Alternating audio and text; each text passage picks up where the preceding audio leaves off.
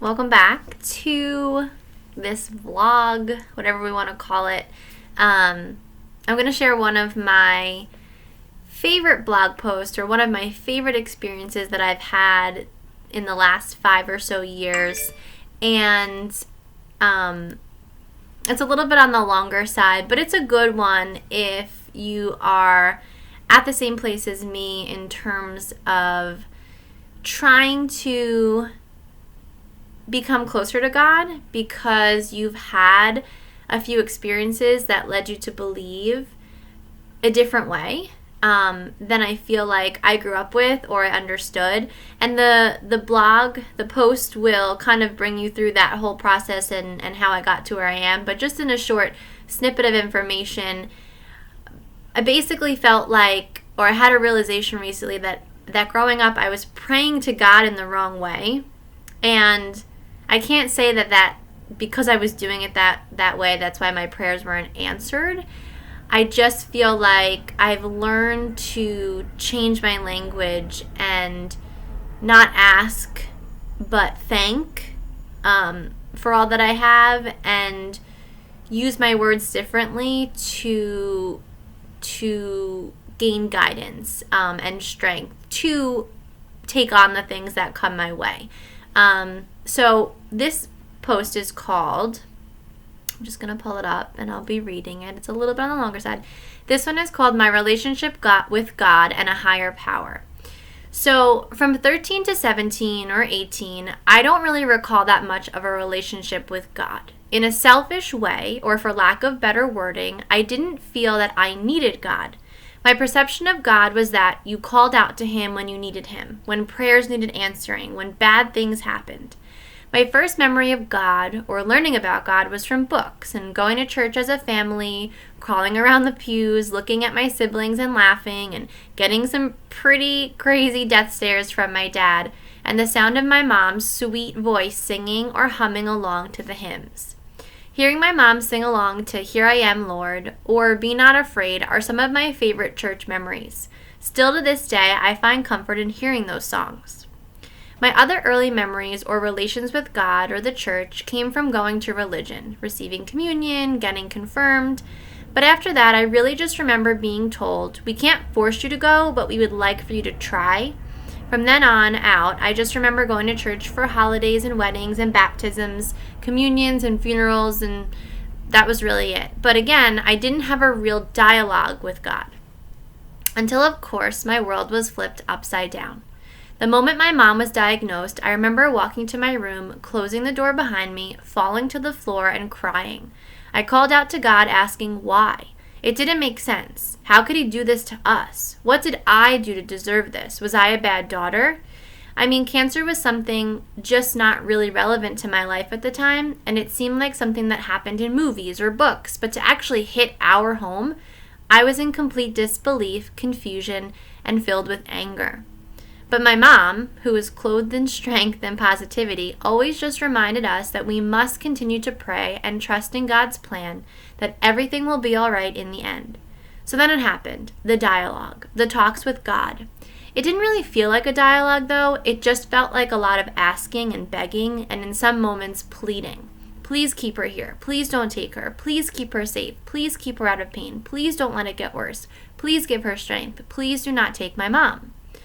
Prayers were on repeat every night, every surgery, every bad experience, every chemo treatment, every seizure, and every scare. I felt I was doing my job. I was calling to God when I needed Him, right? He's supposed to answer our prayers. How naive of I, though, to think that God was just supposed to answer all of our prayers and fix every problem and save every person and prevent every tragedy. But I try to give myself grace because I was a 15-year-old girl navigating this completely new world of fear, confusion, and anger. However, that's what growth is all about. I shouldn't have had all the answers at 15, and I shouldn't have all the answers now. I long to continue to grow and adapt and change with situations and experiences that come my way. Something I remember very clearly during my mom's illness was her back and forth relationship with God. My mom was a giver. She was kind, thoughtful, selfless, and always trying to figure out how to be there for others and give back and support. She was a believer in God's plan, and she ended a lot of her emails with "just keep praying." But it did get hard for her. She struggled. When times got bad, and when prayers weren't answered, when the results we hoped for didn't play out, and it was a punch after punch, she started to lose faith. She just couldn't understand why bad things happened to good people. She couldn't understand why she was losing this battle she was fighting so hard to win. She came to a place where she was bargaining with God. She was offering up her services in return for God keeping her here.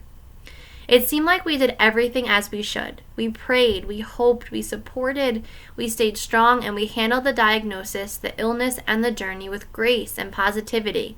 But somehow the feeling we were getting was that it just wasn't enough. It's interesting, though, because on her deepest, darkest days, it was her hope, her faith, and her trust in God that got her as far as she got in her years of being sick. Hope that she would stay here with us, faith that she would make it through this, and trust in God that in the end, all would be okay. So my dialogue continued. Please keep her here. Please don't take my mom. Please keep her safe. Please keep her strong. Please keep her healthy. And please, please don't take my mom.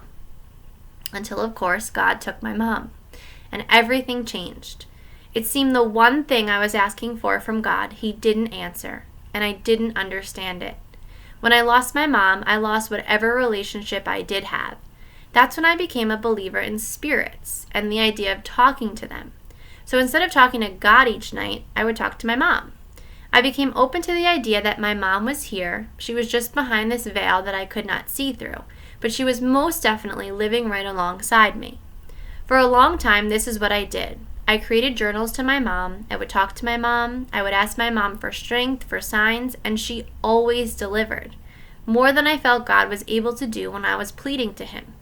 And I was happy and content and somewhat full until I was looking for love in all the wrong places. After I had been through the ringer, I surrendered to God, telling Him that I give up control. I told Him I trust the process. I said to bring me what is supposed to happen, and He delivered. He delivered when I met my Steve. From then on, my relationship with God has grown. My belief that there is a higher power is stronger than ever. I have learned that just because God isn't present doesn't mean all good things are going to happen. Let me fix that. I have learned that just because God is present doesn't mean all good things are going to happen, and that every prayer is going to be answered. I learned to welcome God into my life. I learned to not ask God for prayers to be answered, rather ask God to give me guidance. When my shoulders feel so heavy, and when I feel weak, confused, or lost, this is the prayer that I have come up with. God, please guide me in the right direction. Show me the path. I have faith in your plan. I understand that what I want and what is supposed to happen will not always be the same. So send me strength to take on what's coming my way. Help me trust the process and take every experience, good or bad, as a way to grow, become a better person, and shine light back into this world. Now I love my relationship with God. From here, I only want it to grow because He has shown me through experience that it's about trust, timing, and guidance. Although my mom's ending didn't end the way we hoped, although she didn't get to stay as much as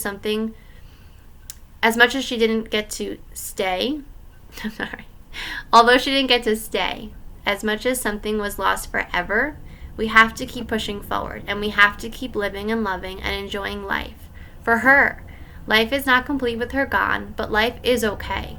You learn to live a bittersweet life. You learn to be grateful for every breath, every moment, every memory, and you cherish the people who are breathing right alongside you, and you carry the ones who are lost along in your heart. So, I've been back and forth in this desire or interest to have God a bigger part of my life. And it changed the days that I surrender to Him and I say, I cannot control this. I can only control how I react. I can only control what I take on, what I carry, and all that type of stuff. So ever since I have looked at it as surrendering to Him, thanking Him, asking for guidance, asking for strength, and understanding that what I want and what is planned for all of us in the bigger picture, I can never, ever, ever control.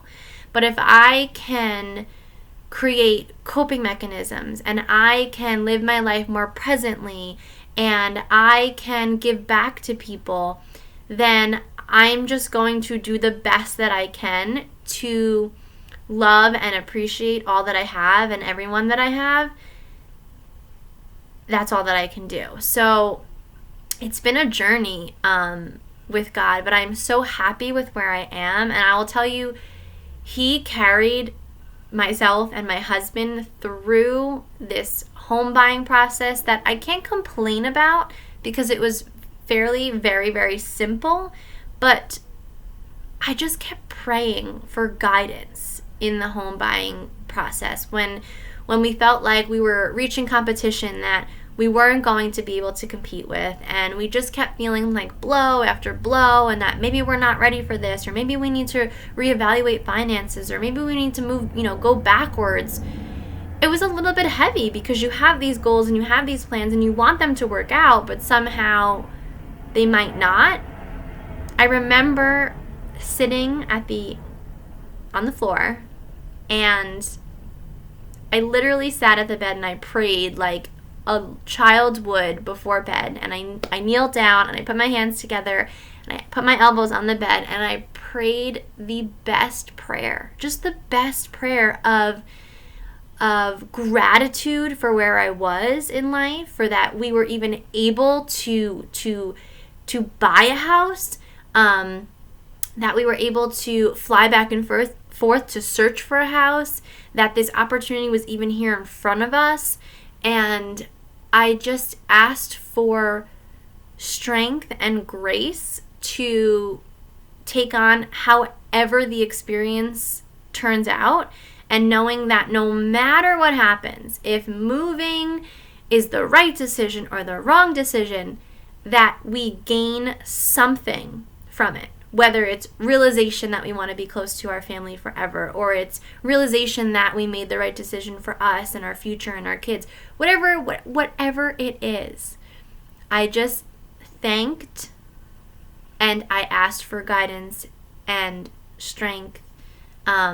It's just changed. It's changed the way I feel in life. I feel lighter. I feel like I'm being guided. I feel like no matter what happens, as long as I have the strength and guidance that I need, everything's going to be okay in the end. And it comes full circle back to my mom and her journey and her struggles. And again, anything that I have been through in life besides losing her has never, right? I don't know what the future holds, but right now where I am is not as hard as what she went through. And I've said this before in posts on Instagram and Facebook, on my blog. My mom was given a time frame for how much time she had left on this earth. She was told you have 4 to 6 years if you are lucky. So imagine waking up every day knowing that, and still living happily and presently and mindfully and all these ways that she gave back to us and gave us the most wonderful life, even while dealing with such a heavy illness. It just goes to show you that God is present and He is good. You just have to find the right way to connect with Him and not ask and not expect that He is supposed to grant every wish and prevent every tragedy. But He will be there for those times, and He will help you overcome them and find your purpose if you let Him in. So, I hope that you gain something from hearing this. I hope that you maybe learn to surrender a little bit if you are in a situation in your life where you are wanting something so bad. If you turn that want around and you just push it to the side for a little bit and you just say, bring me what's supposed to happen, but also bring me the strength to take it on, it might change the way that you're going about something. So thanks for listening.